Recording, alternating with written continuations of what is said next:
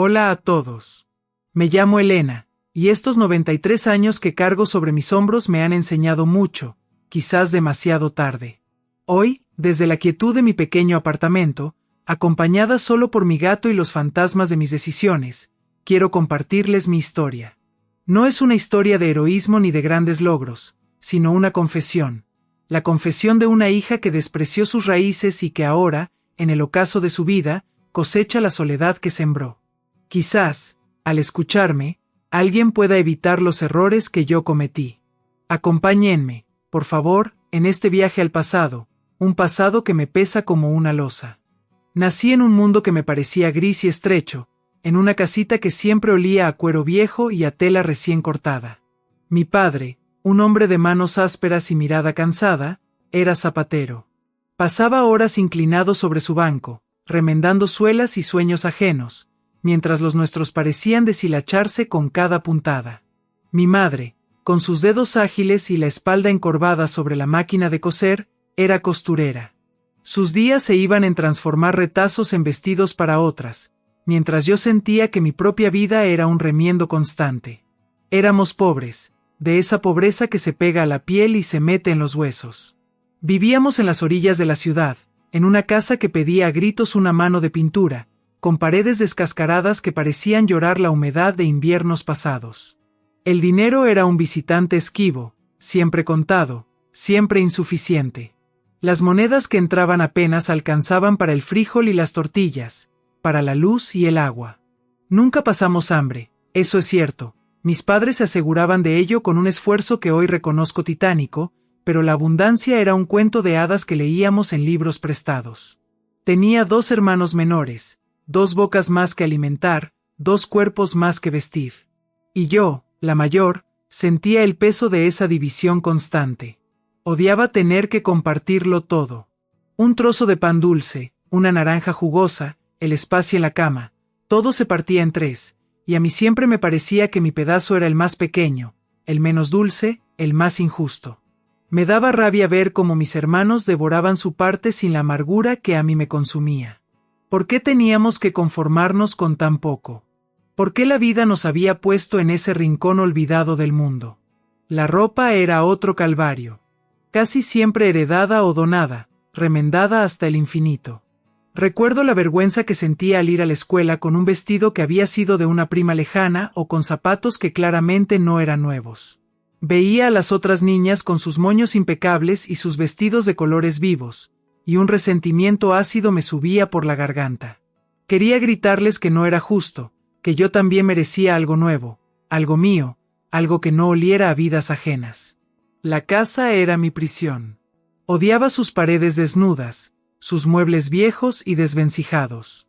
Soñaba con alfombras suaves, con cortinas de seda, con una mesa llena de comida que no tuviera que dividir. Mis padres, en su sencillez, no entendían mi descontento. Para ellos, tener un techo y comida en la mesa era suficiente motivo de gratitud. Hay que ser agradecidos, Elena, me decía mi madre con su voz suave, mientras remendaba mis calcetines por enésima vez. Hay gente que no tiene ni eso. Pero yo no quería ser agradecida, quería más. Quería escapar de esa atmósfera de resignación que impregnaba cada rincón de nuestra casa. La escuela era mi única ventana a otro mundo, aunque también una fuente constante de humillación. Los útiles escolares eran un lujo. Mis padres hacían malabares para conseguirnos cuadernos y lápices, a menudo de segunda mano, pero la diferencia con los demás niños era palpable. Sentía sus miradas curiosas, a veces compasivas, a veces burlonas, sobre mis cuadernos gastados y mis lápices mordisqueados. Mi rebeldía crecía con cada día que pasaba. Me volví contestataria, respondona. Discutía con mis padres por todo, por la ropa, por la comida, por la falta de dinero, por la casa vieja. Les echaba en cara nuestra pobreza, les decía cosas hirientes que hoy me queman en la memoria. Nunca saldremos de este agujero, les gritaba, con la voz quebrada por la rabia y la impotencia. Los odio por ser tan conformistas. Mi padre, un hombre generalmente paciente, a veces perdía la compostura. Recuerdo sus ojos tristes, su silencio dolido. Mi madre lloraba en silencio en la cocina, y yo, En mi egoísmo adolescente, sentía una especie de satisfacción cruel al ver que mis palabras les afectaban. Creía que así, quizás, entenderían mi desesperación, mi urgencia por huir. Pero no lo hacían, o no podían. Estaban atrapados en su propia lucha por la supervivencia, demasiado cansados para entender la ambición que me devoraba por dentro. Yo no quería esa vida. No quería ser como ellos, resignada a remendar zapatos y coser vestidos ajenos por siempre. Soñaba con salir de allí, con tener mi propia vida, una vida brillante, llena de lujos, donde no tuviera que pedir permiso ni compartir nada. Ese deseo se convirtió en mi obsesión, en el motor que me impulsaba a buscar una salida, cualquier salida, de aquel mundo gris que tanto detestaba. La semilla del abandono ya estaba plantada en mi corazón, regada por la vergüenza y el resentimiento, esperando el momento oportuno para germinar y romper mis raíces. La chispa que encendió la mecha de mi escape llegó un domingo por la tarde, en la plaza principal, el único lugar donde podía sentirme un poco menos asfixiada. Estaba sentada en una banca, fingiendo leer un libro viejo mientras observaba a la gente pasar, envidiando sus ropas limpias, sus risas despreocupadas. Fue entonces cuando lo vi. Se llamaba Ricardo. Era 8 años mayor que yo, alto, con unos ojos verdes que parecían contener la promesa de un mar tranquilo y profundo. Vestía un traje impecable, zapatos lustrosos que contrastaban dolorosamente con los remiendos de mi padre. Irradiaba una confianza, una seguridad que yo solo había visto en las películas. Se acercó con una sonrisa amable, preguntándome por el libro que sostenía. Mi corazón dio un vuelco. Nunca un hombre así se había fijado en mí, la chica de la casa descascarada y la ropa donada. Hablamos durante horas. Le conté una versión editada de mi vida, omitiendo los detalles más sórdidos de mi pobreza, pintando un cuadro de resignación digna en lugar de la rabia que me consumía. Él, a su vez, me habló de sus negocios, de sus viajes, de un mundo que para mí era tan lejano como la luna. Quedó fascinado, o eso dijo, por mi supuesta fortaleza, por mi mirada soñadora. Yo quedé fascinada por él, por lo que representaba, la llave dorada para salir de mi jaula. Nos vimos a escondidas durante semanas. Cada encuentro era un soplo de aire fresco, una promesa de futuro. Me llevaba a lugares que solo había imaginado, restaurantes elegantes con manteles blancos, tiendas donde la ropa no olía a naftalina. Me sentía como Cenicienta, esperando que la magia no se desvaneciera a medianoche. Mis padres, por supuesto, no sabían nada. Les mentía, inventaba excusas para mis ausencias. Una parte de mí se sentía culpable, pero la emoción del secreto, la adrenalina de estar construyendo mi propia salida, era más fuerte. Ricardo era mi pasaporte. Sabía que no podía dejarlo escapar. Él, prendado de la imagen que yo había construido, no tardó en proponerme matrimonio. Recuerdo el día como si fuera ayer.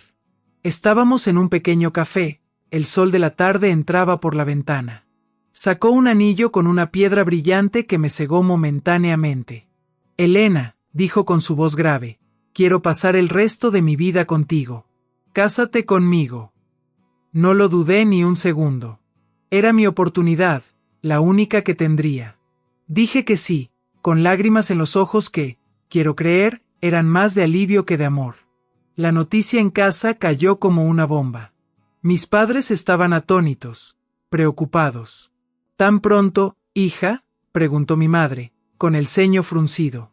Apenas lo conoces. Y es mucho mayor que tú. Mi padre, más callado, me miró con una tristeza que me traspasó por un instante. ¿Estás segura, Elena? El dinero no lo es todo. Pero yo no escuchaba. Estaba ebria de futuro. Les aseguré que Ricardo era un buen hombre, que me quería, que me daría la vida que yo merecía. Hubo una discusión terrible. Les reproché su falta de ambición, su conformismo. Les dije que no entendían mi necesidad de volar. Fue entonces cuando ocurrió el incidente que marcó la ruptura definitiva. En medio de la acalorada discusión, mi padre, desesperado por mi ceguera, levantó la mano y me dio una bofetada. El sonido resonó en la pequeña sala como un trueno. Nunca antes me había pegado. El dolor físico fue mínimo, pero la humillación, la confirmación de que él nunca entendería, fue inmensa. «Esta es la última vez», le grité, con la cara ardiendo. «Me largo de esta casa y no volveré jamás». Esa bofetada, aunque dolorosa en su momento, se convirtió en mi justificación final, en el sello que legitimaba mi abandono. Salí de casa dando un portazo, dejando atrás los gritos ahogados de mi madre y la mirada derrotada de mi padre. Ricardo me esperaba. Nos casamos por lo civil una semana después, en una ceremonia rápida y discreta, sin invitados de mi lado. Dejé atrás mi apellido, mi historia, mi familia. Me sentí liberada, como un pájaro que escapa de su jaula. Nos mudamos a su ciudad, a una casa enorme, lujosa, con más habitaciones de las que podía contar. Tenía criados, un jardín inmenso, un armario lleno de ropa nueva que olía a tienda, no a caridad. Podía comprar lo que quisiera, comer lo que se me antojara sin tener que mirar el precio ni pensar en dividir. Me miraba al espejo y apenas me reconocía. La chica flacucha y resentida había desaparecido, reemplazada por una señora elegante, con joyas y peinados elaborados. El dinero, efectivamente, me había transformado, al menos por fuera. Por dentro, la raíz de la amargura seguía allí, aunque ahora cubierta por capas de seda y terciopelo. La miseria de mi pasado se convirtió en un recuerdo borroso, una pesadilla de la que había logrado despertar. Y decidí, con una frialdad que hoy me estremece, que nunca más volvería a mirar atrás. Mi nueva vida era un torbellino de apariencias y lujos. Me sumergí en ella como quien se ahoga voluntariamente en champán. La casa era un palacio comparada con la choza de mi infancia. Tenía un ejército de sirvientes que se encargaban de todo, desde limpiar el polvo invisible hasta preparar banquetes para los socios de Ricardo. Aprendí a moverme en ese mundo de sonrisas fingidas y conversaciones vacías. Acompañaba a mi marido a cenas de negocios, a fiestas benéficas donde la caridad era solo otra forma de ostentación, a viajes a lugares exóticos cuyos nombres apenas podía pronunciar. Me vestía con las sedas más finas, me adornaba con joyas que habrían pagado la casa de mis padres varias veces. Me convertí en la señora de la casa, una experta en dar órdenes, en mantener las apariencias, en sonreír aunque por dentro sintiera un vacío helado. Podía comprar todo lo que se me antojaba. Ropa, zapatos, perfumes, flores carísimas que llenaban jarrones de cristal tallado y se marchitaban en pocos días, un símbolo perfecto de la fugacidad de mi nueva felicidad. Ya no tenía que dividir nada. Todo era mío, exclusivamente mío. El placer de la posesión era embriagador. Me pasaba horas recorriendo tiendas de lujo, comprando por comprar, llenando armarios con cosas que apenas usaba. Era una forma de llenar el hueco, de acallar la vocecita incómoda que a veces susurraba en mi interior, recordándome de dónde venía. Pero esa voz era cada vez más débil, ahogada por el ruido del dinero y el brillo de las joyas. El recuerdo de mis padres y mis hermanos se fue difuminando, como una fotografía vieja expuesta al sol. Al principio, sentía punzadas de culpa, especialmente por las noches, cuando el silencio de la enorme casa se hacía ensordecedor. ¿Qué estarían haciendo? ¿Pensarían en mí? Pero rápidamente apartaba esos pensamientos. Volver a ellos, aunque fuera mentalmente, era volver a la vergüenza, a la pobreza, a la Elena que tanto odiaba. Decidí cortar los lazos de forma casi quirúrgica. Cambié mi número de teléfono, no les di mi nueva dirección. Quería borrar mi pasado, empezar de cero, ser solo la esposa de Ricardo, la señora de la casa grande. Los años pasaron. Tuve hijos, 2 varones y una niña. Ricardo estaba encantado, quería herederos para su pequeño imperio. Yo los quería, a mi manera, pero siempre sentí una distancia. Eran parte de mi nueva vida, de mi nueva identidad, pero no llenaban el vacío. Los criaron niñeras, los educaron en los mejores colegios. Les di todo lo que yo nunca tuve, ropa de marca, juguetes caros, viajes al extranjero. Pero no les di lo esencial, lo que mis padres, a pesar de su pobreza, intentaron darme: el calor de un hogar, el valor de las cosas sencillas, el sentido de pertenencia. Estaba demasiado ocupada siendo la señora de la casa, manteniendo mi fachada, para enseñarles esas cosas. Las visitas a mis padres fueron escasas, dolorosamente escasas. Creo que fui solo 3 veces en todos esos años, y siempre por obligación social, cuando nació cada uno de mis hijos. Ricardo insistía, decía que era lo correcto. Esas visitas eran una tortura. Volver a aquella casa, ver a mis padres envejecidos, sus manos aún más ásperas, sus miradas resignadas, era como mirarme en un espejo deformado que me devolvía la imagen de mi propia traición. Me sentía incómoda, fuera de lugar. Mis hijos, acostumbrados al lujo, miraban todo con una mezcla de curiosidad y desdén. Mis padres intentaban ser amables, ofrecernos lo poco que tenían, pero la brecha entre nuestros mundos era insalvable. Las conversaciones eran forzadas, llenas de silencios incómodos. Yo contaba mis viajes, mis compras, mis fiestas, y ellos escuchaban en silencio, sin entender, o quizás entendiendo demasiado bien la distancia que nos separaba. En una de esas visitas, intenté darles dinero. Saqué un fajo de billetes del bolso, con un gesto que pretendía ser generoso pero que probablemente fue condescendiente. Mi padre me miró fijamente, con una dignidad que me desarmó. «No necesitamos tu dinero, Elena», dijo con voz firme. «Guárdalo para tus cosas». Mi madre asintió en silencio, con lágrimas en los ojos. Me sentí rechazada, humillada a mi manera. ¿Cómo se atrevían a rechazar mi ayuda, ellos que vivían en la miseria? No entendí, o no quise entender, que su orgullo era lo único que les quedaba, y yo se le estaba pisoteando con mis billetes. Esa fue la última vez que intenté ofrecerles ayuda económica. Me convencí a mí misma de que no querían mi ayuda, de que preferían seguir en su pobreza. Era más fácil pensar eso que admitir mi propia falta de empatía, mi incapacidad para conectar con ellos de una manera genuina, más allá del dinero. Me fui de allí con un sabor amargo en la boca, pero también con una sensación de alivio. Ya había cumplido. Podía volver a mi vida dorada sin sentirme, demasiado, culpable. Había cerrado esa puerta, o eso creía yo. La vida siguió su curso, como un río caudaloso que arrastra todo a su paso, indiferente a las pequeñas tragedias que ocurren en sus orillas. Yo seguía inmersa en mi papel de esposa perfecta, madre distante y anfitriona consumada. Los años se deslizaban entre fiestas, viajes y la crianza superficial de mis hijos. Ellos crecían rápido, absorbiendo el ambiente de privilegio en el que vivían, ajenos por completo a las raíces humildes de su madre. Les inculqué, sin darme cuenta, los mismos valores vacíos que yo había adoptado, la importancia del dinero, de las apariencias, del éxito material. Les hablaba de la necesidad de estudiar en las mejores universidades, de casarse con gente de buena familia, de mantener el estatus que Ricardo había construido. Nunca les hablé de mis padres, de mi infancia, de la casa con olor a cuero y tela. Era un capítulo cerrado, enterrado bajo capas de seda y olvido voluntario. Un día, mientras Ricardo y yo estábamos en un largo viaje por Europa, uno de esos viajes que hacíamos para ver y ser vistos, llegó una carta. No era una carta cualquiera.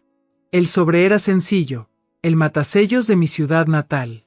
La reconocí de inmediato como la letra temblorosa de una vecina de mis padres. La abrí con un presentimiento helado que me recorrió la espalda, a pesar del sol mediterráneo que entraba por la ventana del lujoso hotel. La noticia era escueta, directa, brutal. Mis padres habían fallecido. Ambos, con pocos días de diferencia. Un accidente doméstico, un escape de gas mientras dormían. La vecina lamentaba no haber podido contactarme antes. No tenía mi número, mi dirección era antigua. El entierro ya había pasado. Estaban juntos, en el pequeño cementerio del pueblo.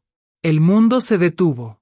El sol brillante, el mar azul, el lujo que me rodeaba, todo perdió su color, su sentido.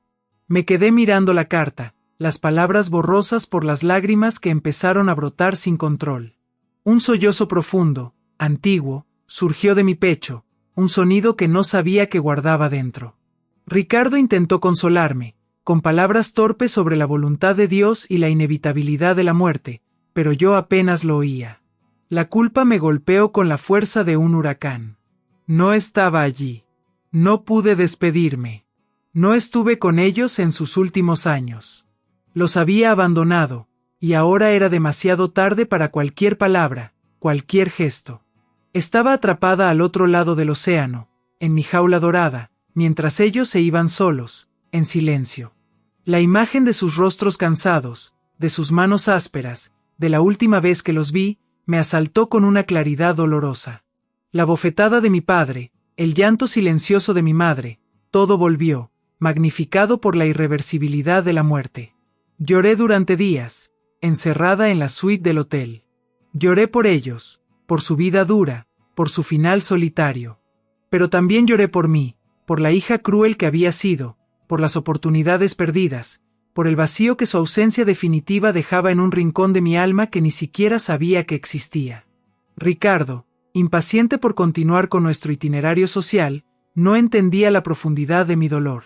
Para él, eran solo los padres pobres de su esposa, un lastre del pasado del que me había rescatado.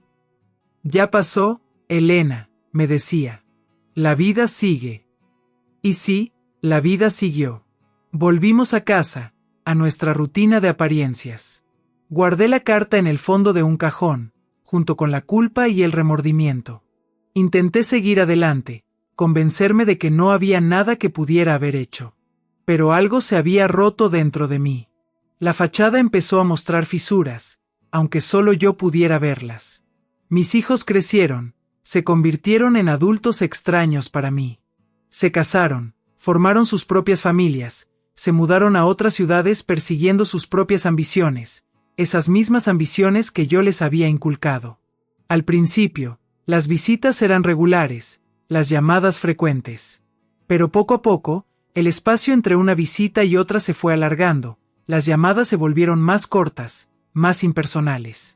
Tenían sus propias vidas, sus propios problemas, sus propios compromisos. Yo me convertí en una obligación, una visita dominical que a menudo posponían. Me daban nietos, niños hermosos a los que apenas conocía, que me miraban con la misma distancia con la que yo miraba a mis propios hijos. La historia, de alguna manera retorcida, empezaba a repetirse, pero yo aún no lo veía con claridad. Entonces, hace unos 10 años, la vida me dio otro golpe. Ricardo, mi esposo, mi ancla en ese mundo de lujos, murió repentinamente. Un infarto masivo mientras jugaba al golf. De un día para otro, me encontré viuda, sola en la inmensa casa que ahora se sentía fría y vacía. La muerte de Ricardo fue el catalizador que aceleró mi caída en la soledad. Él era el centro de nuestro universo social. Sin él, yo era solo una viuda rica, un satélite sin planeta. Y fue entonces, en medio del duelo y la confusión, cuando vi la verdadera cara de mis hijos, la cara que yo misma había ayudado a moldear. El funeral de Ricardo fue un espectáculo grandioso, como todo en su vida. Gente importante de toda la ciudad, coronas de flores que costaban una fortuna, discursos llenos de elogios vacíos. Mis hijos estaban allí, vestidos de luto impecable, recibiendo las condolencias con una compostura admirable. Parecían genuinamente afectados, y quizás lo estaban, a su manera. Pero bajo la superficie de dolor compartido, ya se sentían las tensiones, las miradas calculadoras, las conversaciones en voz baja sobre el futuro, sobre la herencia. Yo, aturdida por la pérdida y la repentina soledad, apenas me daba cuenta de las maniobras que comenzaban a tejerse a mi alrededor. Una vez pasado el luto oficial, la verdadera batalla comenzó. Ricardo había dejado un testamento claro, pero la fortuna era considerable: propiedades, acciones, negocios. Mis hijos, que hasta entonces había mantenido una fachada de unidad familiar, mostraron sus verdaderos colores. La codicia, ese veneno que yo misma había ayudado a inocularles, se apoderó de ellos. Empezaron las discusiones, primero veladas, luego abiertas y hostiles. Se acusaban mutuamente de querer más de lo que les correspondía, de manipular, de mentir. Las reuniones familiares se convirtieron en campos de batalla donde los abogados eran los generales y yo, la espectadora impotente de la destrucción de mi propia familia. Intenté mediar, apelar a su sentido común, al recuerdo de su padre. ¿Es esto lo que él hubiera querido?, les preguntaba con la voz quebrada. ¿Pelearse como hienas por el dinero? Pero mis palabras caían en saco roto. Estaban cegados por la ambición, por el deseo de asegurar su propia tajada del pastel. Me miraban con impaciencia, como si yo fuera un obstáculo, una vieja sentimental que no entendía de negocios. Mamá, tú no te preocupes, me decían con falsa solicitud. Nosotros nos encargamos de todo.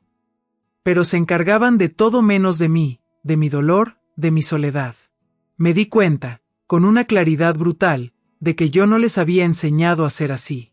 O mejor dicho, si les había enseñado, pero no con palabras, sino con mi ejemplo. Les había enseñado que el dinero era lo más importante, que las apariencias lo eran todo, que los lazos familiares eran secundarios frente al éxito material. Había cosechado exactamente lo que había sembrado. El reflejo de mi propia juventud egoísta y ambiciosa me miraba desde los ojos endurecidos de mis propios hijos. Era una lección amarga, una ironía cruel del destino. La tristeza se apoderó de mí como una niebla espesa. La casa inmensa, antes símbolo de mi triunfo, se convirtió en una prisión dorada, llena de ecos y fantasmas. Cada objeto lujoso me recordaba la vacuidad de mi vida, el precio que había pagado por tenerlo todo y, al mismo tiempo, no tener nada. Los sirvientes iban y venían en silencio, testigos mudos de mi creciente aislamiento. Las llamadas de mis hijos se espaciaron aún más, limitándose a cuestiones prácticas sobre la herencia o a rápidas preguntas sobre mi salud. Las visitas se volvieron inexistentes. Estaban demasiado ocupados peleando por el dinero de su padre como para preocuparse por su madre viuda. Un día, tomé una decisión. No podía seguir viviendo en esa casa, en ese mausoleo de recuerdos y apariencias. Necesitaba escapar, aunque fuera a una jaula más pequeña. Vendí la mansión, para consternación de mis hijos, que veían como una parte importante de su patrimonio se liquidaba. Con el dinero, compré un apartamento pequeño, funcional, en un barrio tranquilo y anónimo. Era todo lo contrario a la casa de Ricardo, pocas habitaciones, muebles sencillos, sin lujos ostentosos. Quería reducir mi vida, deshacerme del peso del pasado, encontrar un poco de paz. Mis hijos vinieron a verlo una vez, quizás dos. Recuerdo sus caras al entrar. Una mezcla de sorpresa y desdén mal disimulado. ¿Aquí vas a vivir, mamá?, preguntó mi hija mayor, mirando alrededor como si estuviera inspeccionando una celda. Es pequeño. Sí, era pequeño. Pero era mío. Era mi refugio, mi intento de redención tardía. Sus visitas fueron breves, incómodas. Se sentían fuera de lugar en mi modesto apartamento, tan diferente de las mansiones a las que estaban acostumbrados. Prometieron volver pronto, llamarme más seguido. Pero ambos sabíamos que eran promesas vacías. La brecha entre nosotros era demasiado grande, demasiado profunda. Ellos pertenecían al mundo de riqueza y apariencias que yo había construido y del que ahora intentaba huir. Yo, en cambio, empezaba a parecerme, irónicamente, a la madre que había abandonado tantos años atrás, sola, en una casa pequeña, con la única compañía de sus recuerdos y remordimientos. El círculo se estaba cerrando, y yo estaba atrapada en él. Y aquí estoy ahora, a mis 93 años, en este pequeño apartamento que es mi último refugio. Los días pasan lentos, marcados por el tic-tac del reloj de pared y los maullidos suaves de Missy, mi gato. Lo adopté hace unos años, un pequeño ovillo de pelo gris que encontré abandonado en la calle. A veces creo que nos rescatamos mutuamente. Él me da una razón para levantarme por las mañanas, alguien a quien cuidar, un ser vivo que ronronea cuando lo acaricio y no me juzga por mi pasado. Es curioso cómo la vida da vueltas. Yo, que desprecié la sencillez y busqué la compañía de los ricos y poderosos, ahora encuentro consuelo en la presencia silenciosa de un animal. Una vez por semana viene doña Carmen, una señora amable y discreta que me ayuda con las tareas más pesadas de la casa. Limpia, cocina algo sencillo, me escucha si tengo ganas de hablar, aunque casi nunca lo hago. ¿Qué podría contarle? ¿La historia de mis errores, de mis abandonos? Prefiero guardar silencio, rumiar mis pensamientos mientras ella trapea el suelo o lava los pocos platos que uso. Agradezco su ayuda, por supuesto. Mi cuerpo ya no es el de antes. Aunque mi salud es relativamente buena para mi edad, las fuerzas me fallan. Me cuesta agacharme, levantar peso, incluso caminar largas distancias. Cada movimiento es un recordatorio de mi fragilidad, de la inexorable marcha del tiempo que me acerca al final. La mayor parte del tiempo estoy sola. Sola con mis recuerdos, que ahora son mis compañeros más constantes, y a menudo más dolorosos. Las imágenes de mis padres vuelven una y otra vez. Mi padre en su taller, mi madre cosiendo, sus rostros cansados pero dignos. Recuerdo sus esfuerzos, sus sacrificios, el amor sencillo y profundo que intentaron darme y que yo rechacé con tanta arrogancia. Pienso en la bofetada de mi padre, no ya con rencor, sino con una comprensión tardía y dolorosa. Era la desesperación de un padre que veía a su hija caminar hacia un abismo. Pienso en las lágrimas silenciosas de mi madre, y ahora sé que no eran solo por mis palabras hirientes, sino por el futuro que presentía para mí. ¿Y mis hijos? Las llamadas son cada vez más raras. Un saludo rápido para Navidad, un mensaje de texto impersonal para mi cumpleaños. Sé que tienen sus vidas, sus familias, sus preocupaciones. Pero en el fondo de mi corazón, sé que la distancia no es solo física. Es emocional, es el resultado directo de mis propias elecciones, de la educación que les di, del ejemplo que les mostré. Les enseñé a valorar el dinero por encima de todo, y ahora ellos aplican esa lección conmigo. No me visitan porque no hay nada que ganar, ninguna herencia más que esperar, ninguna ventaja social que obtener. Soy solo una vieja carga, un recordatorio incómodo de un pasado que prefieren ignorar. La soledad es un castigo lento, una forma de expiación que la vida me ha impuesto. Hoy, sentada en mi pequeño sillón, mirando por la ventana la vida que sigue su curso ahí fuera, entiendo tantas cosas. Entiendo la angustia de mis padres al verme partir, su dolor silencioso ante mi indiferencia. Entiendo el valor de un plato de comida compartido, de una palabra amable, de un abrazo sincero. Entiendo que la verdadera riqueza no está en las cuentas bancarias ni en las casas lujosas, sino en los lazos que construimos, en el amor que damos y recibimos. Yo construí mi vida sobre cimientos equivocados, sobre la arena movediza de la ambición y el egoísmo. Y ahora, al final del camino, veo como todo se derrumba a mi alrededor. El arrepentimiento es mi sombra constante. Si pudiera volver atrás, ay, si pudiera. Habría abrazado a mis padres con fuerza, les habría dicho cuánto los quería, habría valorado cada pequeño gesto, cada sacrificio. Habría sido una hija diferente. Y también habría sido una madre diferente. Les habría enseñado a mis hijos el valor de la familia, de la humildad, de la compasión. Les habría hablado de sus abuelos, de sus raíces, de la dignidad que hay en el trabajo honrado, por humilde que sea. Pero no puedo volver atrás. El tiempo no perdona, y las decisiones que tomamos marcan nuestro destino de forma irrevocable. Todo lo que hice, toda mi búsqueda de riqueza y estatus, ¿valió la pena? No. Definitivamente no. Porque al final, terminé sola, rodeada de remordimientos, pagando con creces la crueldad y el desprecio que sembré en mi juventud. Esta es mi condena, mi lección final. El abandono y la soledad son el eco de nuestras propias acciones. Así termina mi larga y, a menudo, dolorosa confesión. Les he abierto mi corazón, les he mostrado las cicatrices que el tiempo y mis propias decisiones han dejado en mi alma. Quizás mi historia les parezca triste, quizás les cause enojo o compasión. No lo sé. Solo espero que, de alguna manera, mis palabras les sirvan de espejo, de advertencia. La vida es un camino complejo, lleno de encrucijadas, y las elecciones que hacemos, por pequeñas que parezcan, tienen consecuencias que a veces solo vemos con claridad cuando ya es demasiado tarde. Ahora, les pido algo más que su atención. Si mi historia les ha tocado de alguna manera, si les ha hecho reflexionar, les invito a que no se queden en silencio. Más allá de un me gusta, de compartir este video o de suscribirse al canal, lo que más me gustaría es leer sus comentarios, conocer sus opiniones. Sus palabras, sus reflexiones, serán una forma de compañía en estos mis últimos años. Gracias por escuchar a esta anciana y sus lamentos. Que sus caminos sean más sabios que el mío.